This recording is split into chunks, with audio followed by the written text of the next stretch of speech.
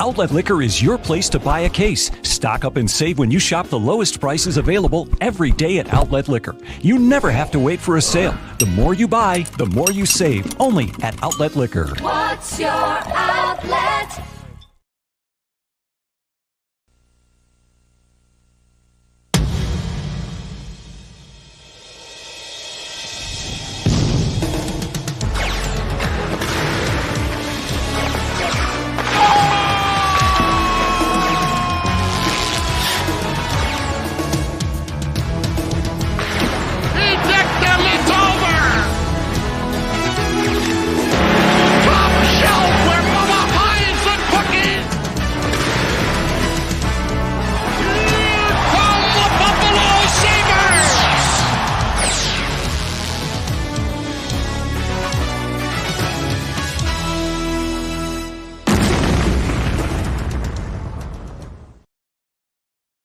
Folks, welcome back to the show where, yes, our signals get crossed, but our swords always are. It has been a long off season. There has been storylines left and right. Who are we going to acquire? What goaltender are we going to add? Et cetera, et cetera. But the time for talking is done. The time for action is here. So let's get our action team in here. We've got Gatesy. We've got intern Vinny. Gents, the off season is over. It's time to get down to business. How exciting is it back to be in a Sabres season once again? I honestly didn't think we'd ever get back here, Maniac. It's been a long summer of really not a ton of Sabres news going through day in, day out, not a ton going on, but we've made it here. Game 1 of 82, and it's just going to be a fun season from here on out, I think. Yeah, I remember the feeling in May of wishing that there was more Sabres hockey, and now we're finally at that point, and it almost doesn't feel real. I think it's going to take maybe a couple of games for me to realize that the reality of the world is that the Sabres are back again, but I'm looking forward to that point. You got intern Vinny coming in hot, used real, realize, and reality all in one sentence. I mean, you just don't get that out of everyone, so kudos to him. No. Speaking of not getting it out of everyone, deals through 2030, folks. Kevin with a Y wasn't exactly cruising into this season. We locked down DAHLIN. We locked down Power. So now you've got that core. You got Samuelsson. You got Power. You got DAHLIN. You got Cousins. You got Tage Thompson. You got all these guys you want to build your team around. But I want to talk to you guys. DAHLIN and Power deal. I know DAHLIN was a little bit more of like a relief to see him get the 8 years, I think. But looking at both deals, which are you guys happier with more specifically? I honestly think I'm happier with the Power one, just strictly based on the years given to him. I was kind of expecting Power to get a 4-year deal, like a bridge deal, especially, he hasn't been in the NHL that long. He's made, some decent improvements, but nothing earth-shattering. But I'm glad they're taking that gamble. I think Kevyn Adams has proven he's going to do that based on the contracts he's given out already to Tage Thompson, Mattias Samuelsson. He's willing to bet on this team's future, and he's doing that with Owen Power. And I love that deal, especially to do it, as the clock's about to strike midnight on the start of the season. Yeah, it was amazing how many Twitter posts I saw about, oh, hey, like the offseason's done, the game's tomorrow, here's what happened, and then, oh, no, actually, there's one more major event still to go. But with that said, I think I am pretty happy with the Power deal. And I know there's a couple people that probably aren't Sabres fans, at least that I've heard of, that aren't necessarily thrilled with the DAHLIN deal. I think they maybe don't trust that he can have the season he had last year over and over and over again. But I think that's a theme that we have now seen over the past couple of years. Breakout athletes, not only on the Sabres, but on Buffalo sports teams in general, having breakout years, getting paid, and then being able to back them up. I obviously am on the optimistic side about the DAHLIN deal. I drafted him like 11th overall in fantasy hockey a couple nights ago. So fingers crossed that happens. But I do like the length and the money on that deal. As the salary cap gets bigger, I have a feeling we're going to enjoy that one a lot more than we are maybe right now.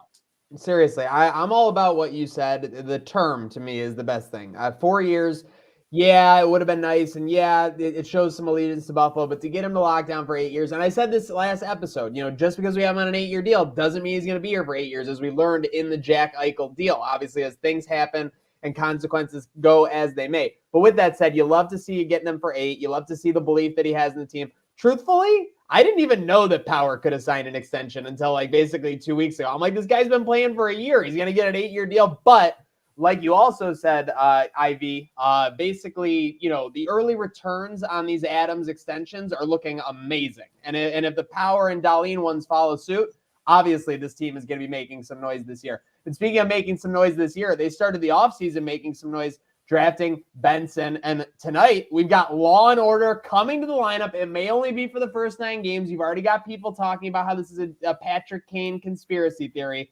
But Benson is on the opening night roster. Is this a feather in KevYns' cap, or is it a wait and see based on what you've seen from ZB so far?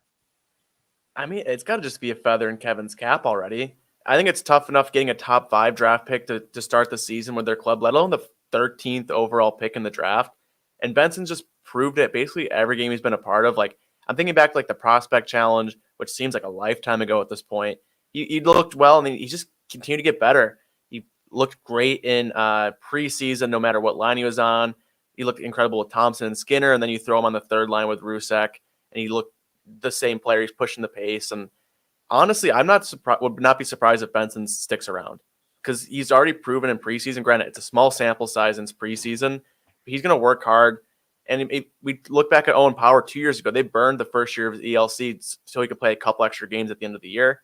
I think they're not afraid to, let Benson play out this full season, even with Quinn coming back from injury and probably around December. But yeah, I think KevYns really just hitting home run after home run and after home run. I think there's an important point to be said about how many people think that, they're just going to play the 9 games, save that ELC deal. But I think there's an important distinction that Kevyn has to make, in that if he thinks Benson is the best player available in the organization to help the team win now, that's what he's going to do. I don't think saving money on his contract for 3 years from now, when, Skinner's contract is coming off the books and then they might get re-signed, monetarily, sure, that's worth something. And there are people in the department at the Sabres that their job is to plan all this out, because like they've said before, they're not just trying to win games year 1, year 2. They've got to look all these years in advance. Part of that is these deals, right? But with that said, I think that if they know that this is a Buffalo Sabres team that can win games and that can get to the playoffs, and once you're in there, anything can happen, right? You got to win 4 games and then win 4 more games. So if Benson is a player that's going to help them to do that better than somebody else, it doesn't matter whether you play him on an entry-level contract now or 3 years from now. I think they just want to start winning games. And if he's the best player to do that, they're just going to keep him in the lineup. Well said, Ivy. With that said, if you talk to Sabres fans the last, half decade, the last 10 years about their goaltending situation, it's really only been one thing. I'm not going to sit here and yell and scream about it, because I think I've done enough of that already. They have. They've been doing it for basically a decade, but we have our savior. We have our knight in shining armor. We have our Jedi Knight based on how he paints his goal mask, Devin Levi. Obviously, a lot of expectations going into the season. I was actually talking with Gatesy before you popped in, Vinny. I mean, I feel like, yes, pundits know about him. Yes, like the top people know about him. But I feel like the math going into this season, the expectations, the projections, don't really account for exactly what we're going to get out of Devin Levi. And that's good or bad necessarily. So I want to bring up a topic that we were talking about in our pre-show, and that is the defensive pie. So I want to hear from you guys. I want to know, going into the season where we need to, obviously it goes without saying, allow less goals this season is the goal, truly. So with that said, what percentage of that to you falls on the defense playing better, and what percentage of you that falls on the goaltenders playing better, in your guys' opinions? I think it runs like 2/3, 67% on the defense. We look at so many of the games last year, it didn't matter who was in net. They could have built a wall in front of the net, and the Sabres are still going to lose the game. They give up so many high quality scoring chances that, again, Levi is a great goalie. I think he's shown that so far in his limited NHL action, but they really need to be a better team defensively for this team to give him a shot to be a really good goalie. And granted, I mean, there's games we've seen Sabres goaltending over the years where they cost the team wins because they can't stop a beach ball. But I think those games are few and far between. A lot of that falls on just the great chances the Sabres team gives up. They're a running gun team. We know that, and that's okay. You just have to be able to, protect your own end a little bit more than they have in the past couple of years. So yeah, 67% on defense, 33% in net. And I think they hit that team's flying to the postseason, dare I say. I like the confidence. I will say, I think I'm going to blame the goaltending a little bit more than Gatesy did.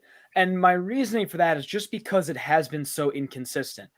I think you can look at the numbers and they'll say one thing, and then you can look at the underlying numbers and maybe they say something similar. And obviously we haven't had the chance to do the eye test in some time, but I think there are definitely games where I'm watching and thinking, all right, if we can just get bailed out this time by the goalie, certainly the phrase I used, bail out, is important in this context. Seriously. But I think at the end of the day, I would like the goalies to have maybe 43% of that pie and then 57% defense playing better. I think that is a formula for having more success. And I think if the goalies are playing better, that helps the defense play with more confidence. More confidence means maybe taking an extra second with the puck and making a smart decision instead of throwing it up the wall or trying to make a, and I can reference this a lot in like when I play Madden, if I'm down by like 3 touchdowns, my thing is I got to get it all back right now. If the Sabres are down by 2 goals, you might think we got to make a stretch pass, find Skinner, find Tuck, find Thompson, and score right now. But if you have confidence that your goalie's playing well, you might be able to play a little bit more held down as a defensive unit. That's a great point. I'm gonna go a little bit of both. I'm gonna go 40-60 goalies defense for the beginning of the season, and then I'm closer to Gatesy. I'm 2/3 on the defense, 1/3 on the goalie for maybe December 1 on, because I do not expect this defense to play well out the gate. In the preseason, there have been struggles. I think there are going to be lapses. I was looking back at last year. We went down to the final game, right? The Sabres missed the playoffs by a point. There was a game in March where Eric Comrie allowed 10 goals. So I know that the defense is bad. I know that shit got a little out of control at points last year, but yeah, we really need the the goaltending to step it up these first 2 months. And then I think eventually, the defense, if you can keep Samuelsson, Power, Dahlin healthy, I think, Yoki Hara, I feel like these guys can kind of take it the rest of the way. So I'm on board with that going forward. Yeah, so we need the defense to step up. I think we all agree. So eventually the goaltenders can thrive. Speaking of thriving, we got, a yearly piece of Sabres news that everyone looks forward to today. Not just that it was Sabres game night, but we got the release of the Sabres goal songs. So let me try and pull this in here. Can I pull in the window? Okay, we got that. Okay, now let me see. Is that better? Look at that. A little bit better. Let's see if we can get maybe just a little bit more.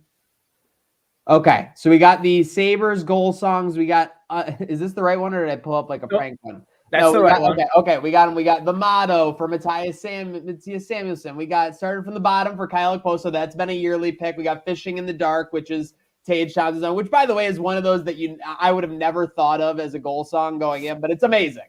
Like when it comes on after a goal, absolutely amazing. But with that said, what we are going to do here on Crossing Swords Pod, let's see if I can get this even bigger.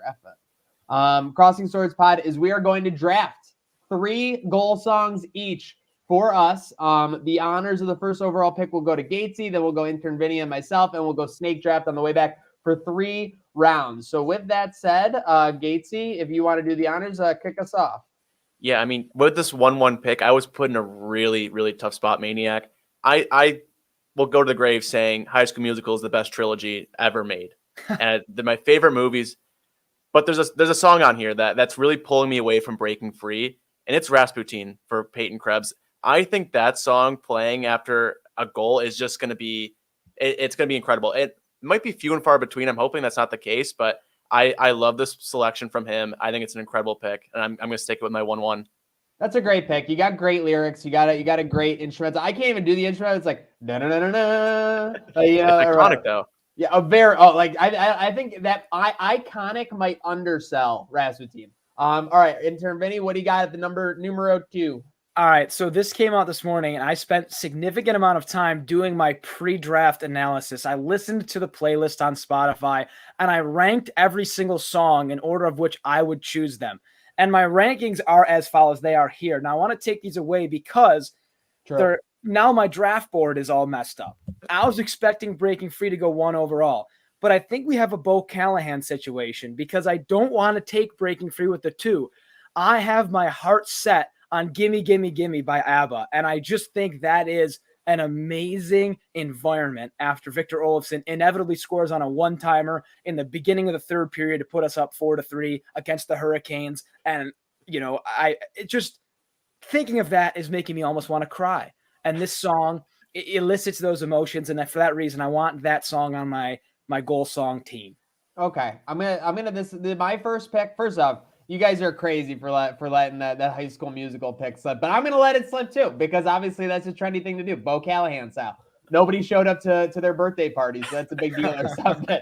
With that said, I am going to go with my first pick. I'm going to go, this is both because I want to hear it a lot this year and because of the sentimentality last year when we were there for a hat trick game by this guy. Made us feel great, made us feel amazing. We'll go Fishing in the Dark by the Nitty Gritty Dirt Band. For my first pick. And then for my second pick, I'm going to go a little bit more on the upside. This is a guy who's finished the last 2 years amazing. It's a great tune. KC Middleton, Jukebox Hero. We are going to lock that in. So I will start off with Fishing in the Dark and Jukebox Hero. Intern V, what do you got for your second pick? All right. Well, I am going to be a little bit nostalgic here with this one. I think, and I may have said this before on the podcast, so I apologize for repeating myself, but my favorite part of sports, I love sports, obviously. My favorite part of sports is hockey goal songs and baseball walk-up songs. Favorite thing about sports. I love that integration of music in the sport environment, creating the energy. And with that said, thinking back to the many, many sporting events I've worked in my life between, the professional, the college, and the amateur level, I remember specifically a really cool moment working the MAC softball tournament where Grove Street Party was a walk-up song, and it was maybe the most jitters I've had to do like a sideline interview the following inning I've ever had. My blood pressure was way too high. My doctor probably wasn't thrilled about it. But with that said, again, I'm just going to let Troy Bolton sort of stir at the I can't believe Gacy's going to get that. Because I'm taking Grove Street Party by Waka Flocka Flame as my second round pick. Okay. All right, Gatesy. It fell to you. We could have done this draft 3,000 times. I never would have guessed Breaking Free would ever have fallen to me for the second pick, but I've got to take it. This is a chalk pick that I was going to take 1-1, but I probably listened to Rasputin about 30 times today. So first off, my Spotify Wrapped is just already screwed up for the year just from this song alone. But yeah, I got to take Breaking Free with my second pick. And I'm very happy about that one right there. But to round out my third pick, on the clock, snake draft, almost got lost in the snake. I think I got to take Heads Will Roll by Alex Tuck. I think that's going to be a fun one too. Once the vibes get going in the arena, this is going to be a fun one to play.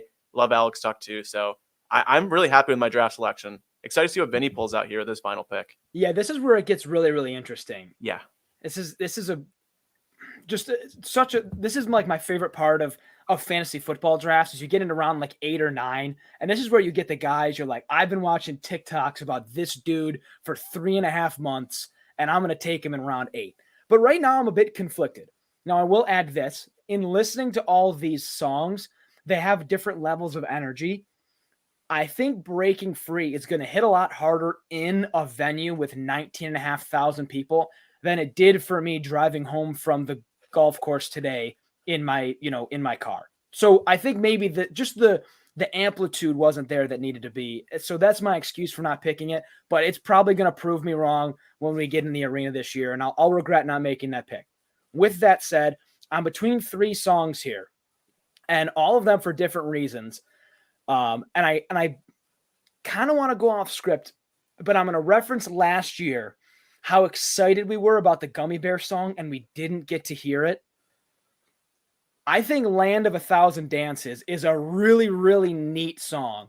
And I think that would be really cool to hear in the KeyBank Center. However, I don't know how many times we're going to hear it. With that said, I think we're going to hear White Horse by Chris Stapleton a lot more. That's a newer song, and I think it just fits the mold so perfectly. And for that reason, I'm going to take him off the board at the third round pick. I'm pissed at you, dude. I'm sitting back here. You're naming every song except White Horse. You're going through every song except White Horse. So I'm like, I'm good. I got my last overall pick, and then you snake it in the snake check, White Horse. So now I got picked, and it was a great pick. You're right. Fits that Dylan Cousins, the guitar. is absolutely banging. I will go, you know, I mean, can't go Narco, can't go the Trooper, can't go one more time. I mean, I'm going to go with the veteran. I'm going to go with started from the bottom for Kyle Okposo. And the reason I am going to do so is basically, I believe it was Tage Thompson had a quote on this team. And he said they're going to embrace like the situation. And I wasn't really sure like what he was talking about by that. I'm like, is there something going on? Is Mike Sorrentino on the team now, from the Jersey Shore? We're going to be fist pumping. But really, I think what he's just talking about is that, the pundits and everything kind of view the Sabres as a shit squad, plain and simple. This team sucked for the last decade. So I think the situation he's talking about is kind of the expectation coming into this year. And Tage Thompson is now coming, what is this, his fifth, sixth year coming into a season where, there's not really expectations. For the first time ever, there is kind of expectation. It feels like things are boiling over. So I will go from started from the bottom for Kyle Okposo. My selection's Fished in the Dark, Jukebox Hero started from the bottom, Intern Vinny, Gimme, Grove Street Party, White Horse, and Gatesy, Rasputin, Breaking Free, and Heads Will Roll. Quote who you think has the best song draft of the Sabres goal songs. So with that said, hopefully we'll be hearing these songs a lot in the first month of the season. Gents, let's kick it off here. Sabres season schedule. How many games do we have in October? 1, 2, 3, 9, 4, 5, 6, 7, 8, 9. My goodness, that is going to be a heavy start. So with that said, 9 games. Let's see. 1, 2, 5 are at home, or no, 6 at home. So it's a great chance to start the season strong here. Let's go reverse. Intern Vinny, what do you got for predictions for the first month? And then Gatesy. Well, I think we are playing. Well, I'm not doing any hockey playing on the Buffalo Sabres whatsoever. You're not. The team is playing some pretty good opponents in the early going of the season. And there are some talented teams that have their star players that maybe late in the season would be banged up or injured. And therefore you can't rely on, all right, well, maybe we're going against the Lightning and they're tough, but they're good players. Maybe one of them's on IR. Maybe one of them's maybe coming off of an injury, so they're not at 100% game shape. No, it's the beginning of the season, and everybody that's on that roster is basically operating, we assume, at 100%. So with that said, I'm looking at this schedule thinking this is a pretty tough month, and I've tried to reference Sabres history like the past couple of seasons, but I don't think the past couple of seasons are relevant to the beginning of this Sabres season. So with that said, I can see us starting with 3 wins, 3 losses, and an overtime loss. I can see like a 3-3-1 beginning of the month. And a lot of that, I have a feeling, is just going to go into the chemistry being developed with Benson, his line mates, goaltender, and the defense, whatever goalie happens to be playing. Because again, start the season with 3 on the roster. I have a feeling the lack of chemistry, if we do see that, might not be able to account for some of the chemistry that will already exist with Skinner, Tuck, and Thompson. I have a feeling, aside from those Islanders games, we're going to see a lot of high-scoring contests in this first month. Yeah, Vinny, you said you didn't want to bring up, past history. I'm going to lean all into past history on this. It's a win-win situation, I think, for Sabres fans. Either the Sabres start off red hot and things are looking really good, vibes are great, we're winning games, or the team starts off poorly, and we have a great spin zone of this team started off hot the past how many years and just falling apart. Perfectly said. Get it out of the way early. It's all uphill from here. It's a win-win situation in October, I think, for the Sabres. I do think they're going to come out hot and win some games. I think they got that edge in them as well. They're young. They want to break this drought for the city. So we got 9 games. I would be ecstatic. 5-6 wins. I think that'd be great for the team. Maybe an overtime loss in there. I think just, get through it little by little. We don't need 8 wins. I would love 8 wins, but I think we need to expect, there's going to be a couple losses in there. And I'm going to try and temper my expectations for this team too, because I think talking about them every single day now for the past 5 months has, really elevated them and how good they are. But I think they're going to come out swinging. It should be a really fun game tonight against the Rangers. I think these 2 really good younger teams who are trying to prove themselves. Okay. Oops. All right. Oh, I wasn't sure if I got mute monstered. Yeah. Great points, obviously, by both sides. I am going to lean into, I completely forgot, 7-3 start last year and then lose 7 straight. Talking about taking the wind out of yourself. Tough. Yeah. So with that said, I am going to buy in. I'm buying into the Sabres. They always start strong. I mean, even in the Ralph Kruger era, like they were starting strong in October. I feel like they're fired up. They're going to get behind this fan base. Blank slate, Taylor Swift. A lot of hype going in there. I think this month I got 6-3. Just like they started last year, actually 6-3 with an overtime win. So very excited there. Can't get there soon enough. And speaking of can't get there soon enough, folks, Saturday, the Sabres will obviously be going out on the aisle to take on the New York Islanders. We will be at Sports City Pizza Pub on Niagara Street. Get over there. It's a great time. I believe puck drops at 7:30. We'll be doing a Trainwreck Sports pregame show at 7 o'clock. Also, all kinds of awesome TVs, all kinds of awesome wings, beer deals, and obviously we'll have the college action on. Big game that night as well is Notre Dame USC. So if you're worried about those, Sports City is the spot for your Saturday sports action. With that said, I know we talked predictions for the first month, but there's a game tonight, boys. Buffalo Rangers. Let me kick it off. I got the Sabres winning in overtime 3-2. It will be 2-1 Sabres entering the third period. They'll allow a goal. It'll be like the nervous feelings of how it's always been for the last 20 years with them. Let's give it Casey Middlestat for my guy in OT to win it. What do you guys got tonight? Sabres, Rangers, KeyBank Center. Gonna be big vibes. I like that a lot. Casey Middlestat scores the last goal in overtime that RJ called. Now the first season without him kicked things off. I think that's a very nice note to start this season, which hopefully has great aspirations that will be fulfilled. With that said, I am feeling a little bit more pessimistic about this game in particular, mostly because it's the New York Rangers with a really good goaltender. And I have a feeling the Sabres are going to Sabres us by outplaying the Rangers, but just not being able to find the back of the net.